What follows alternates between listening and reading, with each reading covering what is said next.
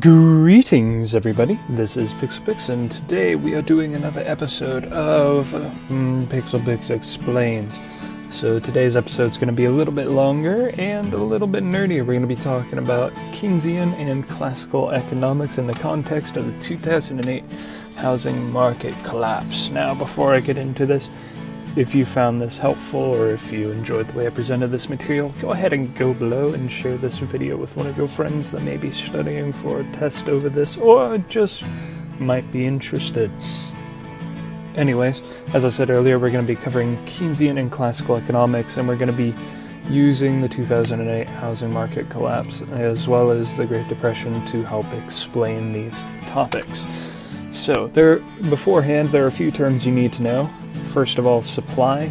This is basically just saying the products or services that are created in an economy, as well as demand, which is how much people are willing to spend or purchase these supplies. You're going to also need to know what interest is, which is basically the additional money needed to be paid for borrowing money. So it's typically a percentage of how much money is borrowed and needs to be paid over time. A mortgage is a long-term payment for a house or property, or any loans taken out to pay this. An investment is any outside source, basically putting in resources like money or time into a system so that they can hopefully come back later and make a profit off of it. So first of all, what on earth is this Keynesian economic theory I'm talking about? So Jahan et al. State that Keynesian theory revolves around demand, which is basically saying that an economy is run by how much people are willing to purchase, and that you can artificially create a desire to purchase by stimulating the economy. Basically, Keynesian theory states that the government can stop recessions by creating demand. In other words, the government can create jobs out of thin air or can create extra money. This is very, very, very effective at stopping short-term recessions. So in the short term, recessions can be pretty much halted immediately by Keynesian economic theory. The only problem is that it's very, very costly to the economy and can cause long-term problems, which we will discuss later. So now on to classical economic theory, which, depending on who you ask, is also known as Austrian economic theory or even Hayekian economic theory.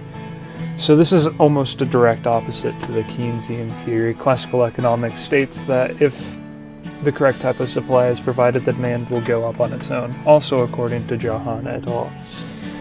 Basically, classical economics states that if an economy is in a recession, it's because businesses made a mistake, and that the recession will, over time, get rid of the bad business. It is heavily against government involvement in economics and states that tampering with business from the outside is a surefire way to make recessions worse later. Now, classical is very good at long-term solutions, but in the short-term, recessions do tend to last longer, but they do have longer times in between them as well.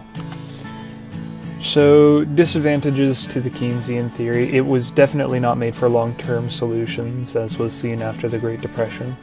According to Robbins, in the Great Depression, it was improbable that anything more than provisional stabilization could be hoped for until sufficient time had elapsed. This was basically to say that in the Great Depression, there was no possible long-term solution that would help in the short term as well, and as such, everyone was more worried about getting out of the Great Depression and then worrying about the aftershocks later. Now, under President FDR, massive government spending was made on all of these public work projects, gave quite a few people all of these jobs, and did lift the US out of the Great Depression. But afterwards, economic crashes just kept coming.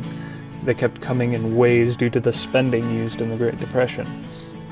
And even modern times, the US government, according to Holt, lowered government security costs to stop the economic crash of 2001, which is believed to have heavily influenced the housing crash of 2008, just a few years later. This is not to say that classical theory is without its disadvantages as well. Classical economic theory focuses so much on the long term that short-term solutions are relatively impossible. While it's believed that eventually the Great Depression could have come out on its own, a classical approach very well might have had it going straight into possibly the 60s. Classical views of economy state that no business is too big to fail. Now, this isn't necessarily a bad thing, as it can weed out bad business practice, but simultaneously it also lowers the incentive for businesses to take high profit risks, which means that while the economy is more stable, it probably won't have as big of booms. So we're going to be talking about the housing bubble for context, or otherwise known as the housing crash of 2008. It was a situation where housing costs and interest rates were so rapidly lowered that investment by U.S. citizens went overboard. So the lowering housing costs and interest rates led to heavy home buying by prospective house owners. And the government, in addition to this, had lowered the risk of home owning through lax policies on what's known as adjustable interest rates, according to Holt. Adjustable interest rates are basically interest rates that aren't set once the mortgage starts. They can change throughout the period of the mortgage, and while these are typically lower than your usual interest rates, over the course of a mortgage they can end up actually being higher than other interest rates if the economy goes sour. So inevitably, housing costs and interest rates rose again because they fluctuate back and forth. And as those housing costs rose, many of the homeowners were unable to pay off their mortgages and were kicked out of their homes. This happened to so many homeowners simultaneously that almost overnight thousands of Americans lost their homes and the real estate market crashed. So you might be wondering, how does this pertain to what I was talking about earlier, the Keynesian and classical economics? So as previously stated, the government lowered security costs, which led to massive foreign investments in the United States mortgage markets, which means in addition to the lowering prices, there was also foreign investment in the mortgage industry. Also, government subsidies on home ownership lowered the requirements to take out a mortgage. This meant that people with a lot less stable credit reports were also able to take out mortgages. Now, both of these issues are tandem with the Keynesian theory.